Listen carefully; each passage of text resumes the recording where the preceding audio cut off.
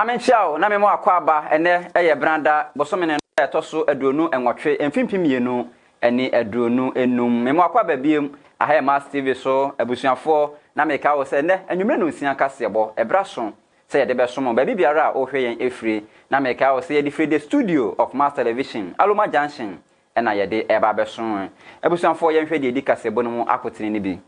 President John Dramani Mahama me no kasai okopie mu ewo Kenya Nairobi nsem bi ekotudwa ebra omkohie mu ewo African Union no enso ewo ho saa nso na Dr. Muhammad Bawumia ono ena yo mampani abede kire otwa mu na anu ya ono nso de nani kire mu ewo alata memo me kire Nigeria ama eye strengthening of democracy ayekoso ho no ono nso ede nanu disem akotudwa anodompre enso ewo mrahye bedwam vetting committee ni mu ono nso ekobusai amakofibu a mekase wono no mampani ayi no se o mamehwe yensa aseso no so efa yensem bi okan ebra mampani dada nana adodankwa Akufo-Addo ebema the state of the nation address no ono so eyi ano enso ho sa nso na Ashanti region okoho no so a o mampani abo Dr. Frank Amakohene din so ono no meye Ashanti region emantem no so afo enu adayi ono so ko vetting committee na no yebeba wurom ne ahwede ekoso ho abusuafo wei eni amano ne nsem awokansi hu nsem enanwumre ya kekere ya bone bede ya de ba besanem ne de abrɛw osonfo unu abema ochima ambaja apia enwumre no nsan kasebo me na me de brɛw yɛhwe anim ya ba de kasebo ne nkyeremu ebesom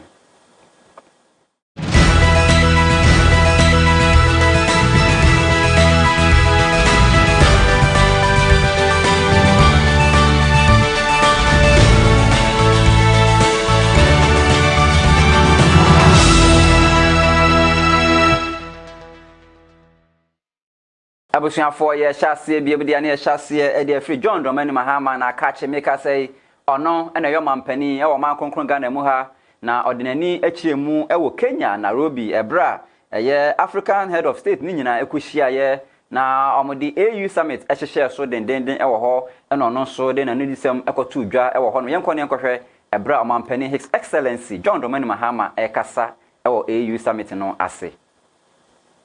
stewards of a vision of an Africa that is united, self-reliant and prosperous. This vision was first articulated by the founders of the Organization of African Unity and later advanced by the establishment of the African Union, and it remains our guiding light and principle.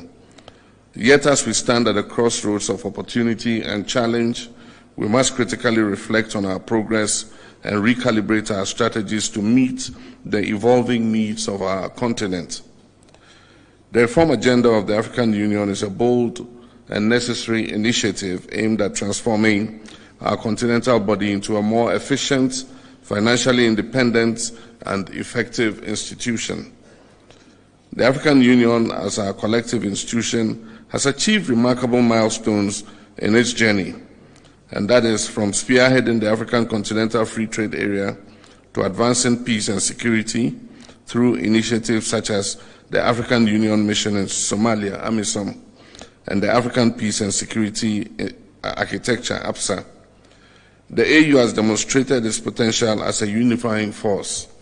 However, the challenges we face today demand more than just incremental progress. They require some bold and transformative reforms. Our continent faces a unique set of challenges: youth unemployment, food insecurity, climate change, governance deficits, and conflicts in many regions. At the same time, we're witnessing global shifts that necessitate a reimagining of Africa's place in the world. The African Union must evolve to become more agile, efficient, and impactful in addressing these new challenges. Entwaso na yedi yani so kire eye alata Nigeria ememu enso dia na amampani abede kire a otwamu vice president nanu ya na nemre eson ye Dr. Muhammad Bawumia ono so ede nani kire mu ewo Nigeria nanumu na Nigeria mampani etonsafre no dwumadi bia okodi ewo honom eye national conference ede ma the strengthening of democracy said ebe ya kabina menka bi enso mbehye mu kina no mahye mu de ne enso ho enumu enom hu se hia se omampani abedi achi dada no a watwam no Dr. Mohammed Bawumia esanse na oyo omampani abedi achi twam ncheye nti oba no bekasa enum no omampani abedi achi a watwam edekokasa no kasa ampa Africa hanom leaders ni bebre honom a na mo pese mo tena so a ebra ne bra so nyina na pese wo tena akonwa no so na eche ne nso emwa emaka bi na minka bi enso etimi akoso yenkwankohwe ebra na Dr. Mohammed Bawumia ede na no disem etudwa ewodwumadi na ase. In 2020 and 2023, there have been about 8 coup d'etats in Africa. A few leaders have also changed or are changing their constitutions to allow them to stay in power beyond their constitutionally mandated terms. The increasing fragility of democracy in Africa and across the world is cause for concern. In democratic countries, the will of the people is expressed through elections, and leaders, especially incumbents, must trust the electoral process and accept the will of the people for the survival of democracy. Ladies and gentlemen, the year 2024 has been described as the year of political disruption because out of elections held in 60 countries, incumbents lost 80% of the elections, largely on account of increased cost of living following the COVID pandemic, amongst other reasons. We have seen major examples of this political disruption in countries like South Africa, the United Kingdom, the USA, Japan, India, Sierra Leone, Botswana, and Senegal, to mention a few. In Ghana, the presidential and parliamentary elections were held just last month. As an incumbent vice president, I was also the ruling party candidate for the presidency. Before the election, there was the usual anxiety expressed by the opposition as well as the diplomatic community.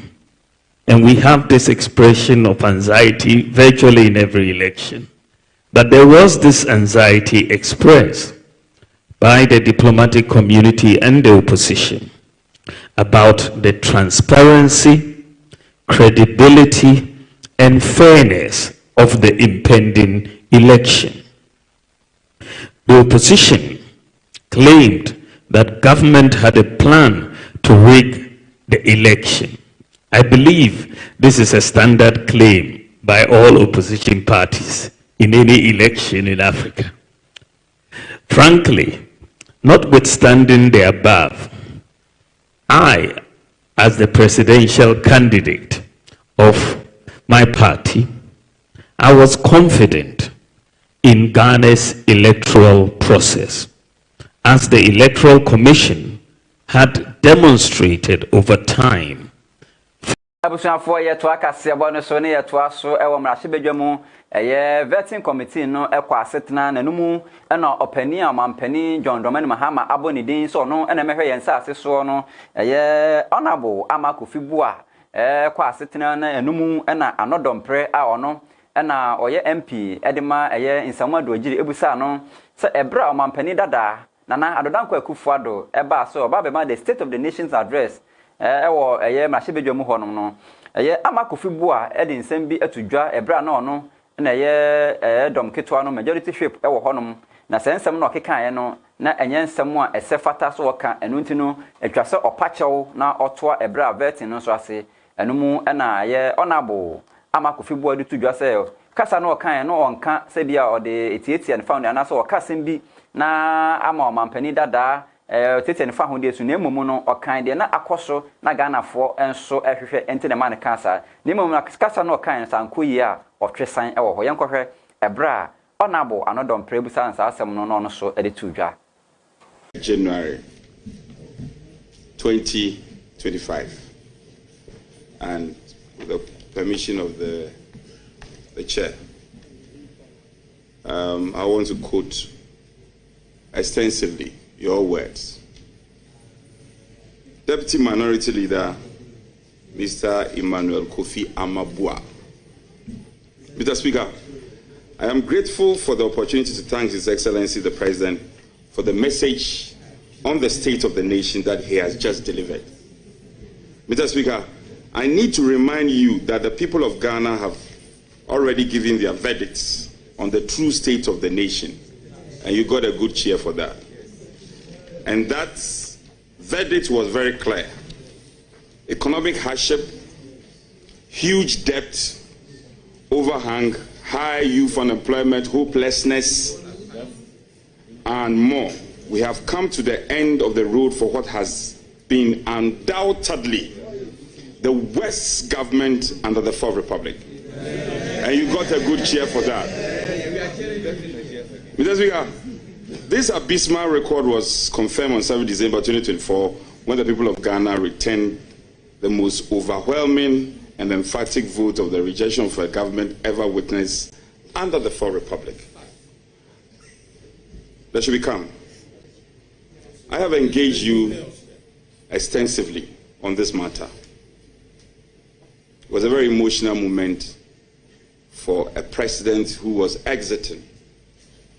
And you know that it was not all hopelessness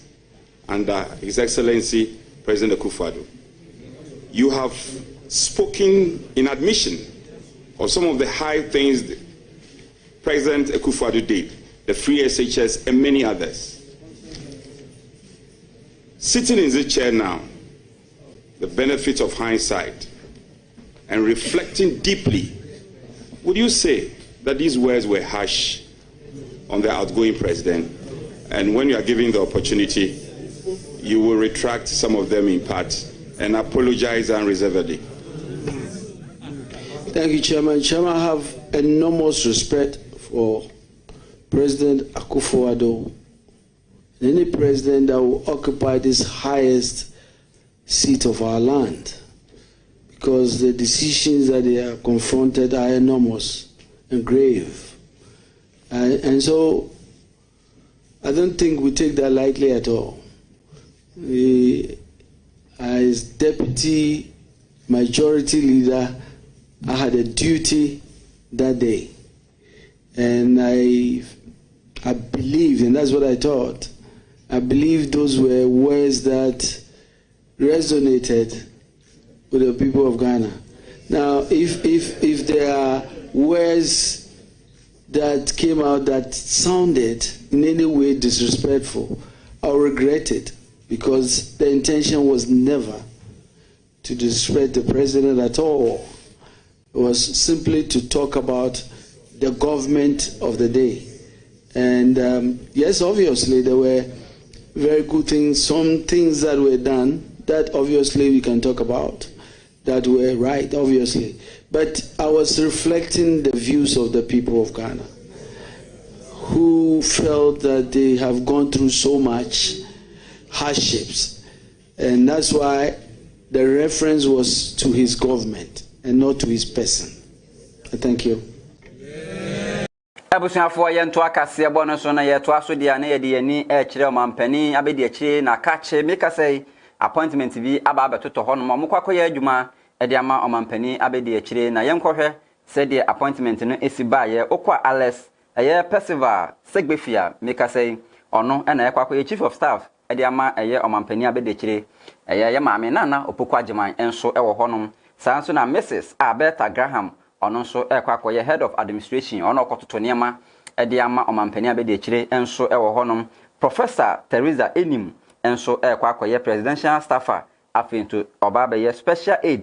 e de ama ye omampani abedi akire enso e wo ho Miss Daniela Mavis Matthias ono so be ye secretary to the vice president onto no okwakoye no chochrofo e de ama no sanso na Dr. Samuel Ofosu Ampofo ekwakoye policy advisor political enso ediama ye maame na Opukwajiman ewo ho saa nso na Professor Sharif Mahmood Khalid ono so kwakoye policy advisor economic enso ediama no afi nso Dr. Hamza Zakaria enso beye policy advisor economic enso ewo ho Miss Mansa Amua Ewua ebeye policy advisor finance enso ewo ho sikasem ono no betutu bibia nso ho na afi Dr. Mariam Rahina tu Idrusu enso kwakoye policy advisor ena afi nso social sector enso ho ena afi nso Mame Ama Prat eye Kosi Prat ne baba eno so ekwakoye press secretary enso ediama ye Mame Nana Opukwajiman the vice president we nyina Phyllis Kwachufusu a ono ekasa edema omampani John Dramani Mahama eno ma yensa ekan bia yenso yedema ahwefo nti na abusuafo enso ewo ho eno no abusuafo yento akasebo no so na yemfa yani enso enkyere Asantemantem onipa yabo ne din se ono na amrameye Asantemantem esuafo Dr. Frank Amoakohene okopie mu ewo mrachebedwonum vetting committee no ase enumu na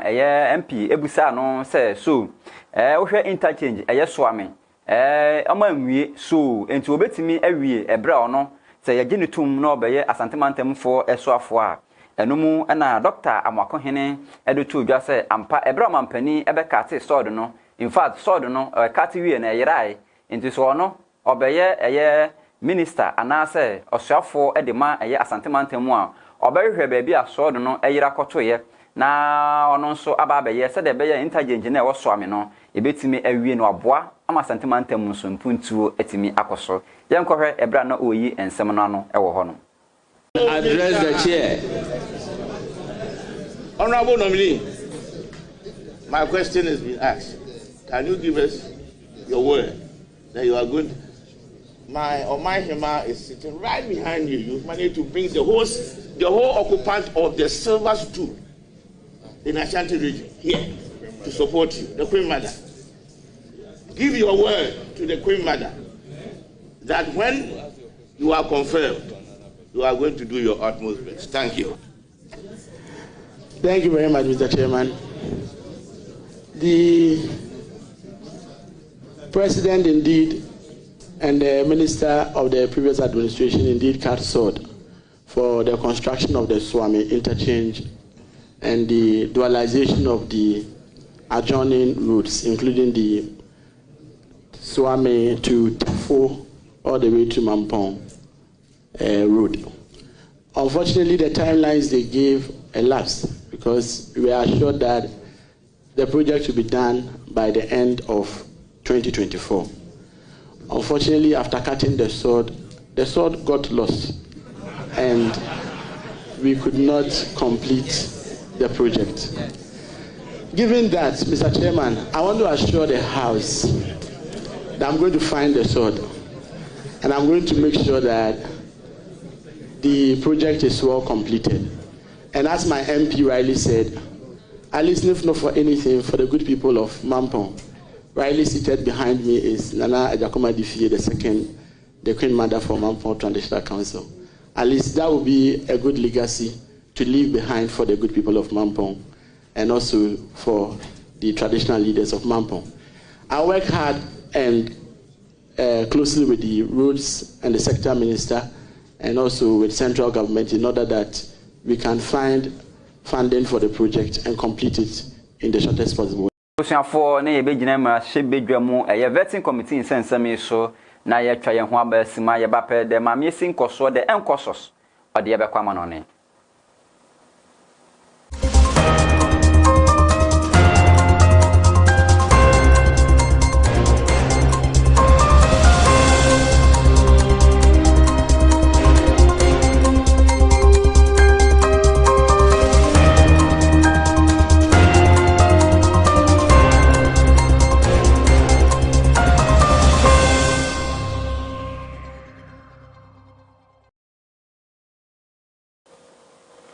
Yanda mose na yan sanso enche mu biom se muguso na mo hwe enwume no sia kase o fedu so yi ye de mo ekọ nkrofo amanso na de hwa manebo aba beto amso kase ye so medin e de mam yesi nkoso de enkoses ye nhya se enfi US na ye kase yi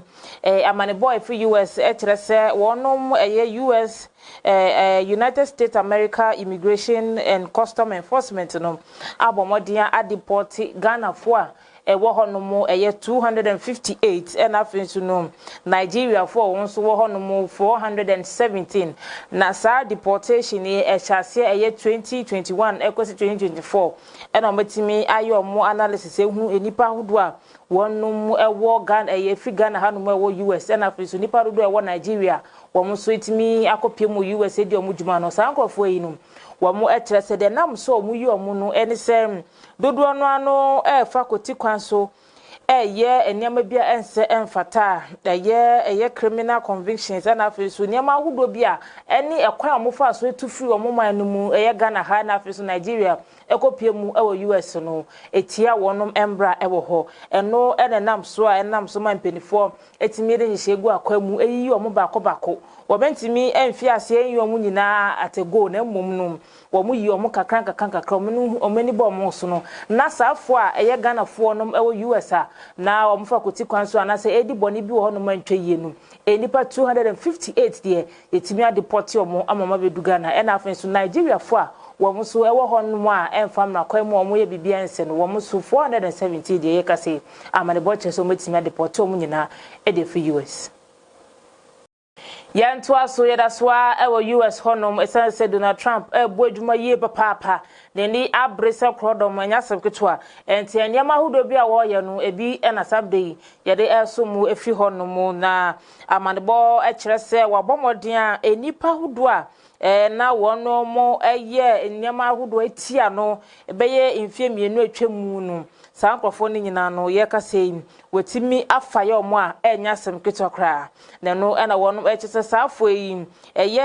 Smith a wono no wo mo appointed no as special counsel ewo 2022 no wono na afinsu ni nipa mienu aka ho omo justice department no ebo mo de yeku atia ye Trump sanka empenifo ni mra emfa ni edi wo kwan bi so na woni mbone a wo ye ntina ne mpa ya obo nyina ne se Nyakopon be na do no wesanso be de mampani do na safo no wa kire mo busumi adua mo aburo ampani nuani ampa wetimi enya tumi yes se oye mampani wo hoi ye kase ye kire se sankofo ni nyina de wetimi afaye omo de mo de mpa adwuma wo mo ye ebo honom no ye kase wo ma wonom ede wo mo adwuma ato honom wonom eye adwuma ewo justice department na wonom mo ya lawyer fo anka mo pese omo de omo lawyer tumi omo wo no etimi di ya de tia Donald Trump enso no wa ma na be membu se sia obe mampani sa nkofo ni nyina no wa fa ya omo ye kase omo je omo pen e de atofo mo a edwuma omo ya as lawyers no wo munye bio awie na ebusunya ye begina enigedi ensemi so na me de no ani ama wodo so nsemo a me de ebesumu kase so no esi ha Midin adema miesi nkoso the encourses o chimamba japia e de ba akowie e wa gude mu nsemu makram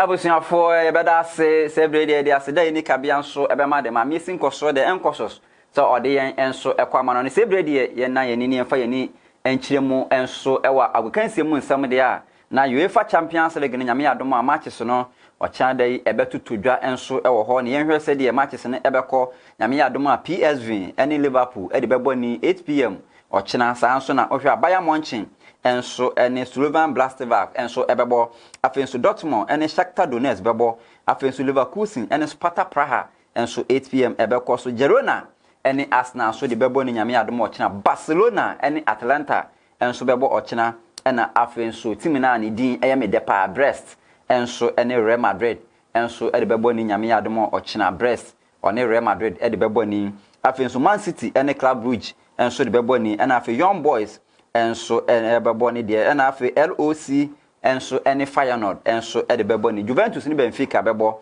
na Aston Villa ene Celtic enso bebo Dynamo Zagreb ene Milan de bebo ni afi Inter enso ni ye Monaco enso de ayantam so ewo honom ST Sturm Graz enso ene RB Leipzig enso de bebo ni ho na meka wo se nyame adoma UEFA Champions League no se de enimo no final no ebekoso 31st May ewo Allianz Arena ewo Munich Munich nyame adoma Germany mountain so enti obi a enye krado ewo ho no abusuafo na yebegina we so ne de ne enwume ne nsia kasebo no aba na wieye eye wo somfo ochema bagya pia nyume ne nsia kasebo na mde besomo asada kase nkoma eye Uncle Sam nyame adoma ebesia hia yakramo